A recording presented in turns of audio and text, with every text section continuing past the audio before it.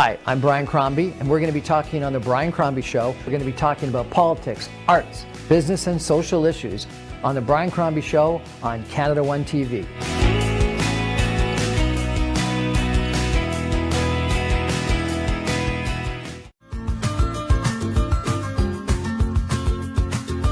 Good evening, everyone, and welcome to the Brian Crombie Show on Canada One TV. If you've watched any of my shows before, you know I want to introduce you to fascinating people that have got a message.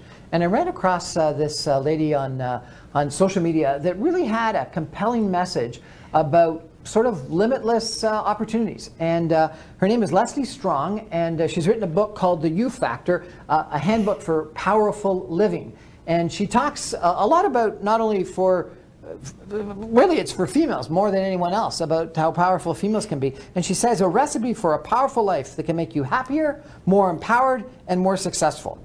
And you're an executive coach. I am, yes. So how did you get into being an executive coach and writing a book about the You Factor? Well, I've been an executive coach for about 25 years. Okay. So I just loved working with people and helping people, and I just sort of fell into it through facilitation and training. And then, you know, fast forward 15 years, all the mostly women that I was talking to, because I typically coach executive females, they just really struggled with their power. And by power, I mean they struggled with feeling like they had control over their lives, that they could... They had control or didn't have control? They struggled with control. They wanted more control. They felt like they didn't have much control. Felt like life was happening to them. You've got two chapters here I just happened to notice. Yes. Where did my power go and how to get your power back? So where does the power go? How do they lose control? Well, it's a bit of a paradox, and we think people take our power, especially like our partners or our bosses. We think that they take it from us, but in actuality we give it away, and we don't know that we're giving it away. And so getting your power... Why do we give it away? Well, you know, what I am a firm believer is that the patriarchy has, over centuries, brought women into the place of coming out of the womb not as valuable as men. And so we are on a path to try to prove all the time our worthiness, our enoughness, and that we're just okay the way we are. So it's our fault? No, I did not say that. Not all, the patriarchy isn't just men. Well, the patriarchy isn't just men. The patriarchy is a way of society functioning and the rules that society functions by. And so But you started off by saying we think people take our power away, but we actually give them the power. You're blaming the patriarchy and society when in fact what you're saying is no, it's that females were willing to give their power away. So, okay, so I'm going to back up. So if you look at it, so if you look at even physicality of women in society, so women think that we should be thin, we should have, you know, we should look a particular way. And although that we have the power to change that and not abide by that, society has put in somewhat rules or societal norms that we think that we should live by. And they become big shoulds. And it doesn't make it true, but it is what gets us accepted. It is what gets us, it's how we're brought up. It is our messaging and our wiring that we are so unconscious that exists, that messaging and wiring, that we live into it. And that's what I mean is we don't really realize that we're giving it away, but we do because it's unconscious. It's an unconscious messaging of not feeling enough, not feeling valuable.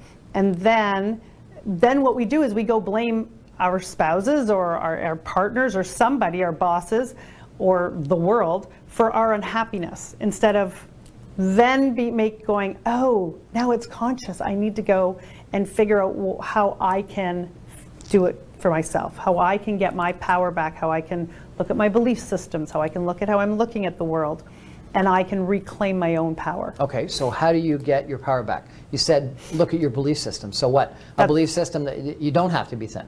Is that well, that's one of the power tools, is looking at all your belief systems. So our belief systems are messages that not only our parents gave us, but society has given us. And we believe them like they're true. But when we really look at them, are they true? So you know, in my world, I have many girlfriends who especially in COVID, are cooking 3 meals a day, doing all the laundry, taking care of their families to a degree that is not normal, because usually kids are at school and the spouse is at school, and they're feeling almost victimized, going, oh my gosh, like I feel like I can't say no. I feel like I can't not cook these meals or do this laundry. And so the messaging has been, I need to please, because this is how I get value from my family, this is how I get love, this is how I get acceptance. So that's the messaging. So you kind of get into this vortex of, but I can't do anything different. And it's stepping out of that vortex and that belief system to say, but what if you can? What if you can not cook a meal? What if you can just take a day off? What would that be like? Wow. And what is it like? It's amazing. Doesn't the household fall apart? And everyone goes hungry? The house never falls apart and nobody ever goes hungry. No, people do not go hungry. And the kids come in going, where's food, Mom? Sometimes they get a little angry. Sometimes there's a little pushback. But that's where getting your power back is really about understanding. It's self-care. It's understanding where are your boundaries, who are you, how do I take care of me, how do I take responsibility for my own happiness, and I can still love and give to my family or to my friends or my partners or whoever the way I need to give. So it's a real balancing act, and it's not about ego and going, I'm going to stop cooking and F you if you don't like it. It's not that.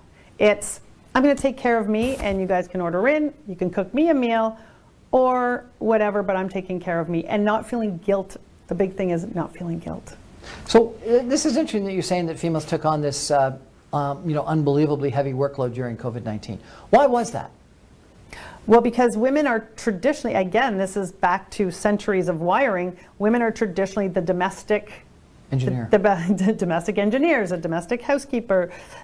They do more of the domestic work in the house. And so even though let's call it males, but it might be female, it's all different types of relationships. But the other partner, depending on their wiring, may be thinking, oh, I go to work, I come home, and I do what I've always done. But now the female typically has taken on, it's been proven in COVID that women are doing 70% more work than they were. Yeah. I've got numerous couple friends where even the females that have got very demanding careers are complaining that for whatever reason they ended up taking on the bulk of the homeschooling as well as all the domestic chores. Yeah, and that's a twofold, because part of it is this. Part of it is we think that's what we're supposed to do. As women, we are the nurturers, we're taking care, but there's a part of us that feels like this is how I get my value. I will be loved, I will be accepted, and nobody will leave me if I make sure everybody's happy. So it's part of our wiring that's unconscious. Is that wiring from the patriarchy, or is that wiring from your mothers and grandmothers? Well, it's everything. It comes more, I think, from the, what your mothers and grandmothers expected of you as a female than sure, from but the doesn't that come from the patriarchy eventually? It trickles down again, like it's from great grandparents, but it's how they were wired and how they were messaged, and it all comes from the patriarchy. Okay, so when you claim your power back, yes, does it lead to better relationships with spouses or worse relationships with spouses? Well, that all depends on your relationship. For me, it became a place where it was actually the dissolving of my marriage. Really? Yes. When you wanted your power back, it dissolved your marriage. Well, I was searching for my power and knowing that I had to leave in order to get my power back. I was going to have to leave. Not everybody does that. Sometimes it's very hard to grow and shift in a relationship and in a partnership.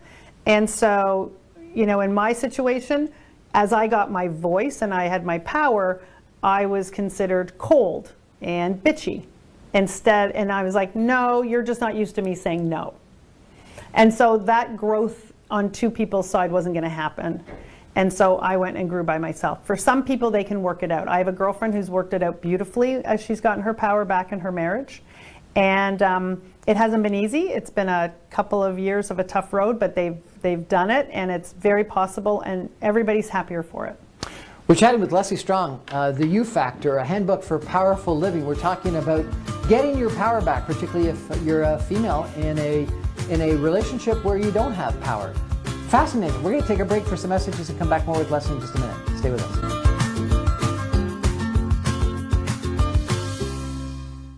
Bank of Punjab लाया पाकिस्तान का पहला मुकम्मल free रोशन digital account, जिससे आपको मिले mobile app, दुनिया भर में डेबिट कार्ड की फ्री डिलीवरी और बिना चार्जेस के इस्तेमाल की सहूलत, नया पाकिस्तान सर्टिफिकेट, स्टॉक मार्केट में इन्वेस्टमेंट का मौका, ऑटो लोन और ऑनलाइन यूटिलिटी बिल्स जैसी बेशुमार सहूलियात।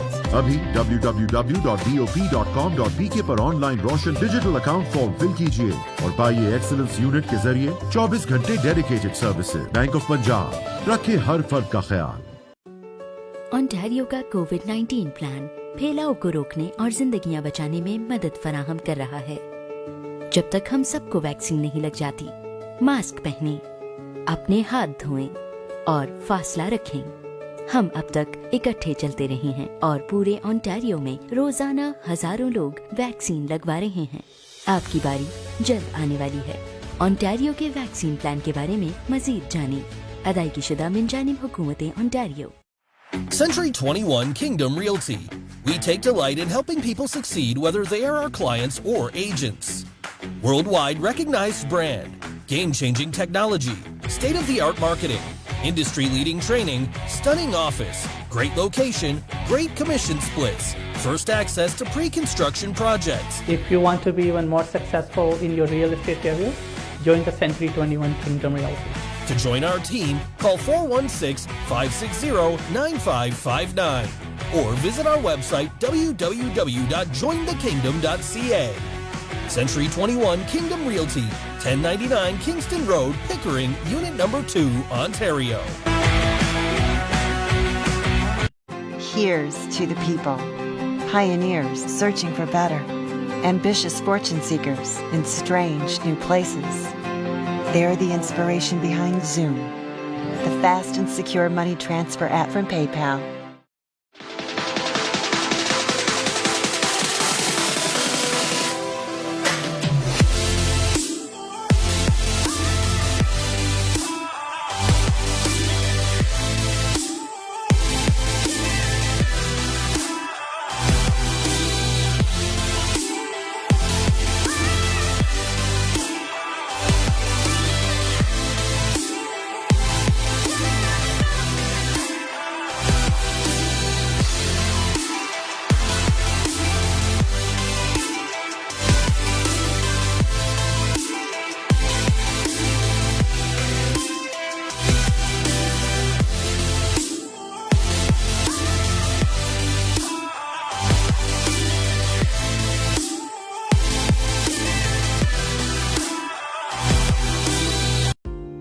Buying or selling a residential or commercial property is one of the biggest financial decisions most people will make in their life.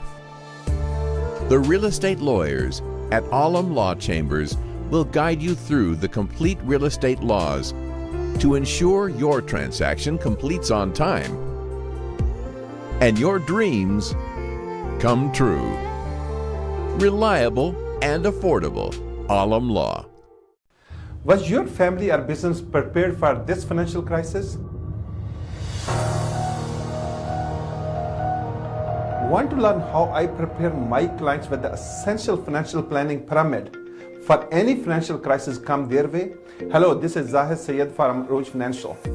For your complimentary Zoom or Skype meeting, call my office at 905-624-0008 or visit aroojfinancial.com. Hi, I'm Brian Crombie, and we're going to be talking on the Brian Crombie Show. We're going to be talking about politics, arts, business, and social issues on the Brian Crombie Show on Canada One TV.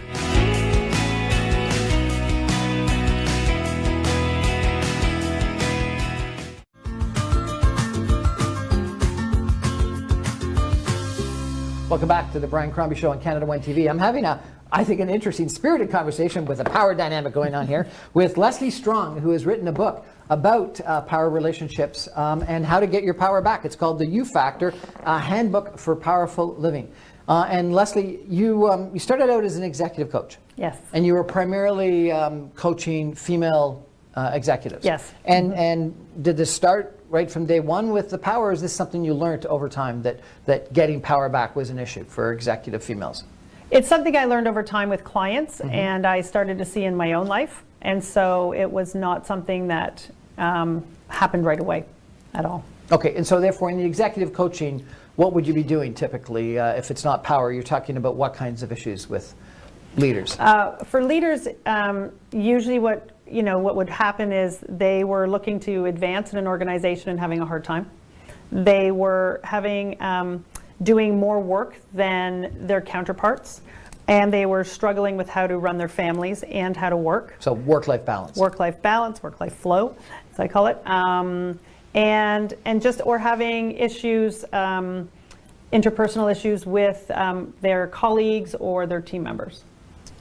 I interviewed someone a couple of weeks ago that has written a book called Pound On, which was her version of Lean In. And she said Lean In wasn't enough. What you needed to do was to pound on the glass ceiling if you wanted to break it and get through. And written by an executive that had been challenged by, not the patriarchy, but by just sort of male dominance of different careers. Is this sort of like Lean In, or even stronger like Pound On? I don't know Pound On, but just from what you've said. And from Lean In, I think there's so much more to it. I think it's not just about women sitting at, coming to the table and taking a front seat, because for a lot of women that's not comfortable. For many of us women, and it could be generational as well, but it is, for us to toot our own horns, for us to move forward and come to the table, it is not comfortable. So if you look at women who apply for promotions, a woman would not apply for a promotion unless she had 90 to 100% of all the qualifications checked off.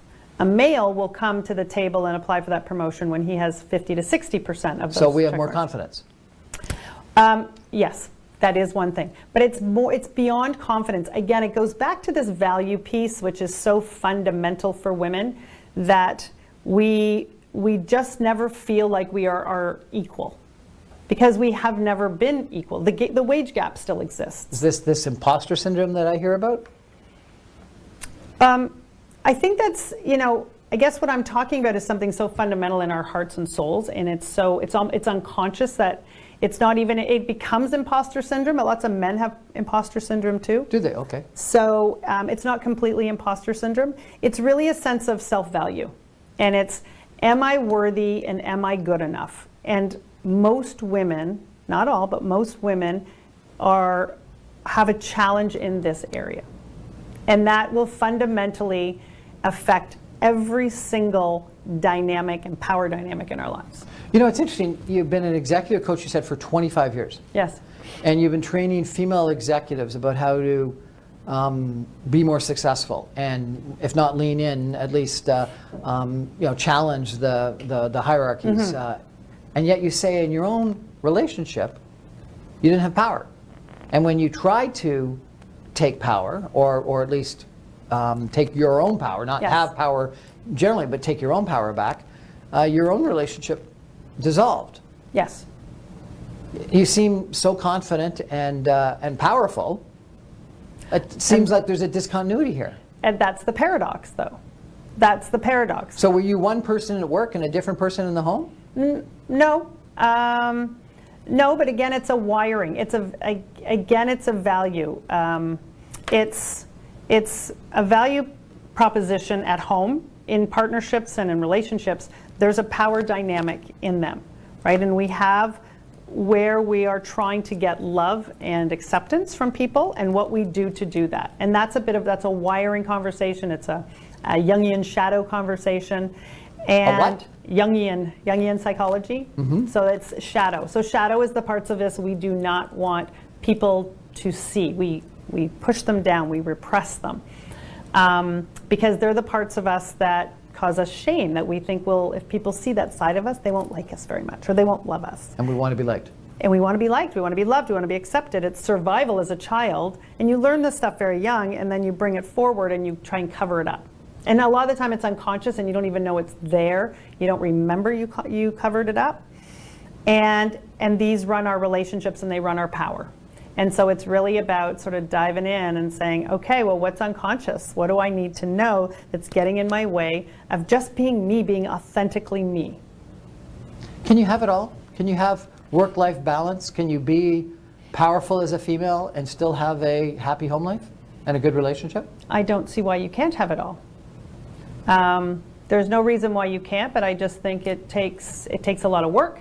I think it's a flow. I don't call it work-life balance because it never balances. It's flow. Some days you work more, some days you get to see your kids more, or some days you get to see your partner more. But it's a flow. It's a flow that you don't want to, I don't think we want to put it on a scale day to day. You might put it on a scale of like 6 months and say, so, you know what, I was home in a great amount of time and I worked really hard and it flowed out. So it's interesting, with Lean In or Pound On or the U Factor and a Handbook for Powerful Living, we're trying to teach females how to change themselves to be more successful in life and in careers. And trying to undo the teaching that you say the patriarchy and generations of society have sort of taught them. Yes. Do we need, other than the Me Too movement, which was critically important, do we need to teach men something? Oh, yes, we do. What do we need to teach men? It's not my job, though. Do we have to teach them to give up power? Or? No.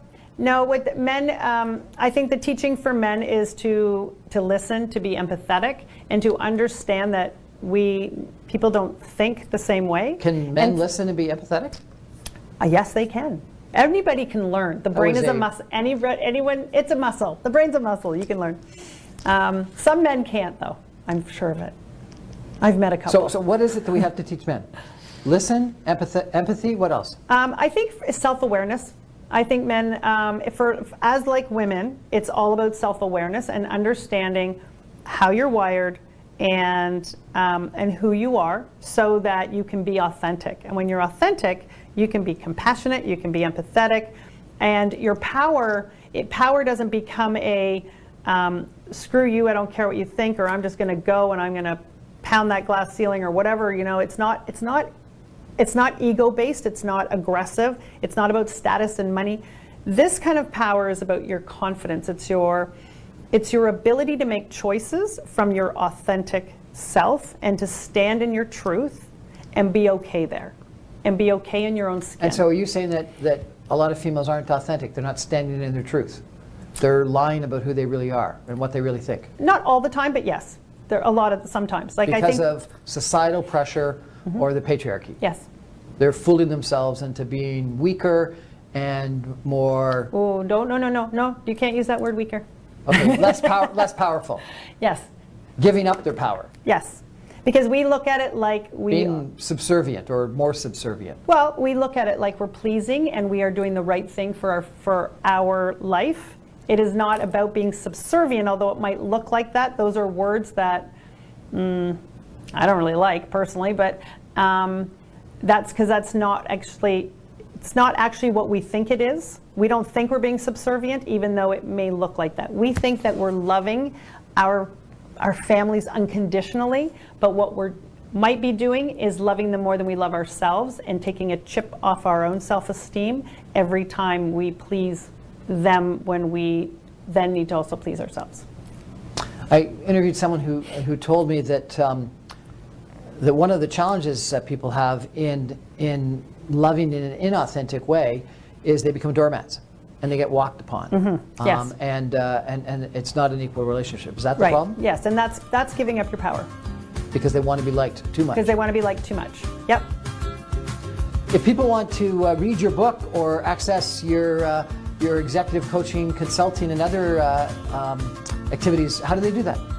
You can get the book on Amazon, and you can get me at strongcoaching.com, Leslie at strongcoaching.com. Leslie Strong, thank you so much for joining us. I really appreciate it. Thanks very much. Well, that's our show for tonight. And, I think there is something about men need to be a little bit more empathetic. And that old line about God gave us 2 ears and 1 mouth for good reason, so we listen twice as much as we talk. I actually said that in a speech I made one time, and someone came up to me and said, "You got it all wrong, Brian. God gave us a mouth that can close and ears that never close. And so close your mouth sometimes, Brian." And so I'm going to close my mouth. Thanks for joining us tonight. Thank you.